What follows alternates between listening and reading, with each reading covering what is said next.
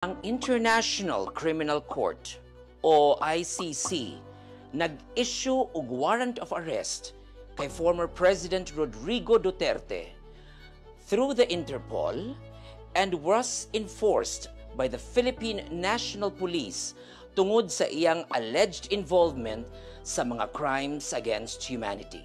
Kini naglakip sa mga extrajudicial killings nga nahitabo sa iyang anti-drug campaign.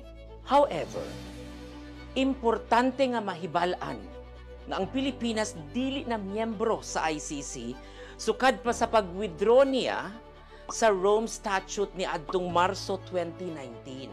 This non-member status complicates the ICC's ability to execute the arrest warrant within the country. Kung ang Marcos administration magdesisyon nga i-implement ang warrant, for sure, it will raise significant legal and political issues. The Supreme Court of the Philippines could be involved here, as individuals or groups could file petitions questioning the legality of executing the warrant. If ever na ay mga legal challenges, ang Supreme Court has the power to issue an injunction to bar the government from carrying out the arrest.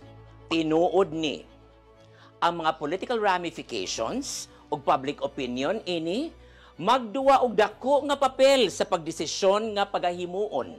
To cap it all, the arrest warrant from the ICC poses complex issues for the Marcos administration, particularly due to the lack of the ICC's jurisdiction in the Philippines and the potential legal actions that could be pursued in the Supreme Court.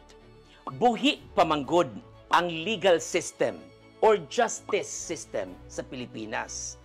Not to mention ang political nga epekto ani kay fast approaching na baya ang election sa 2025.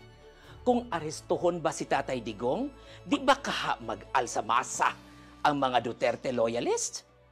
And will this be the beginning of another political crisis? Ngano naabot man taan ni oy?